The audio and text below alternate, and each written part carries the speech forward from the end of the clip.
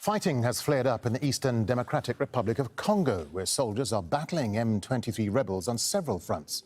The M23 has had a major resurgence this year, forcing nearly 200,000 people from their homes. In July, Human Rights Watch said the armed group has killed at least 29 civilians in areas under its control since mid-June. Many of the victims were accused of being informants for the Congolese army.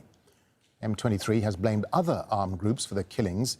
Its recent advance has sent tensions soaring with Rwanda, which the Congolese government accuses of supporting the rebels. Malcolm Webb has more now from the eastern city of Goma and a warning this report contains disturbing images. Gloria, not her real name, says she was pregnant when she was gang raped by fighters from the M23 rebel group earlier this year. M23 is fighting government forces here in the east of Democratic Republic of Congo. It's widely understood to be a proxy of neighbouring Rwanda, although Rwanda denies it. Gloria says M23 fighters came into the bar she ran, started drinking beer and smashing bottles. 3 men raped me before I fell unconscious. There was nobody to help me. When I woke up, I was in hospital. My neighbor had rescued me. I don't know what they used because I was badly torn and my bladder was leaking. Gloria's baby died before she gave birth and was surgically removed.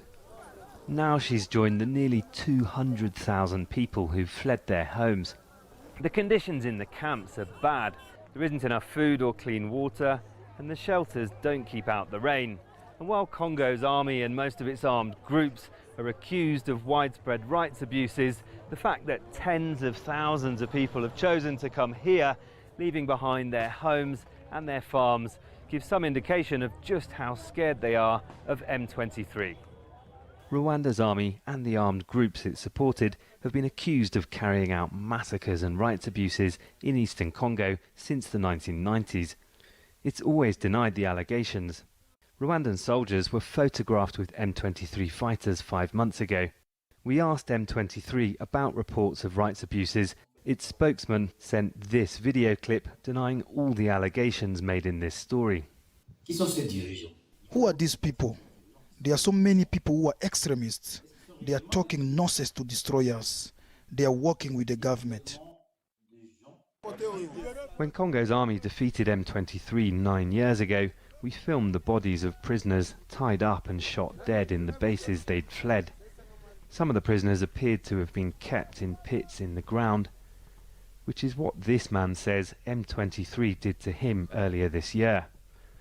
He says M23 fighters accused him of supporting enemy militia and beat him for 3 days, demanding a confession.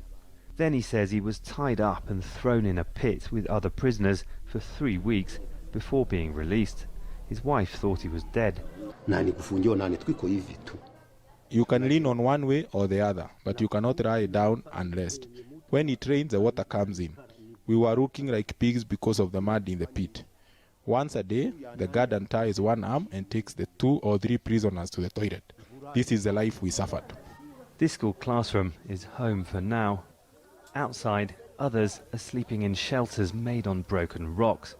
The struggle for control of minerals below the ground has made eastern Congo the centre of regional conflicts and rights abuses for decades. People here wonder if they'll ever be left in peace. Malcolm Webb, Aljazeera, Goma, Democratic Republic of Congo.